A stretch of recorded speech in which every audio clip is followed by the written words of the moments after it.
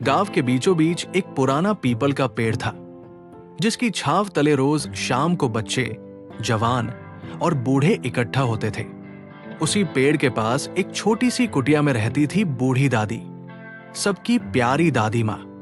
उनकी उम्र का कोई ठिकाना नहीं था, लेकिन सफेद बाल, झुर्रियों से भरा चेहरा और प्यार भरी आंखें उन्हें और भी दयालु बना देती थी। दादी माँ की कहानियां पूरे गांव में मशहूर थी। बच्चे हो या बड़े, सभी उनके पास बैठकर किस्से सुनते।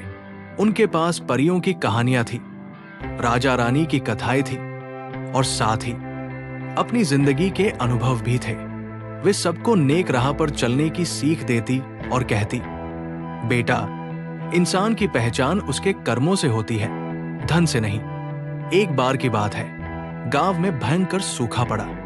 कुएं सूख गए, फसलें बर्बाद हो गई और लोग भूख प्यास से बेहाल हो गए। गांव के कई अमीर लोग अपने घरों में अन्न और पानी जमा करके बैठे थे, लेकिन किसी की हिम्मत नहीं हो रही थी कि दूसरों की मदद करे।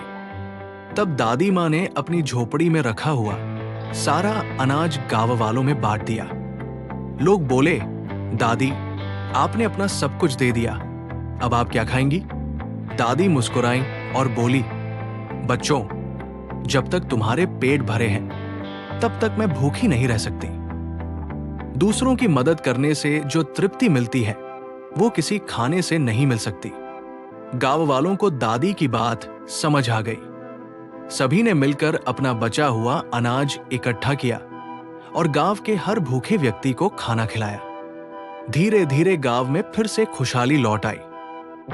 समय बीतता गया और एक दिन दादी माँ इस दुनिया को अलविदा कह गई, लेकिन उनकी यादें, उनकी कहानियां और उनकी सीखें गांव वालों के दिलों में हमेशा के लिए बस गई। गांव के लोगों ने उनकी याद में पीपल के नीचे एक पत्थर लगवाया, जिस पर लिखा था, बूढ़ी दादी जो दूसरों के लिए जिया करती थी।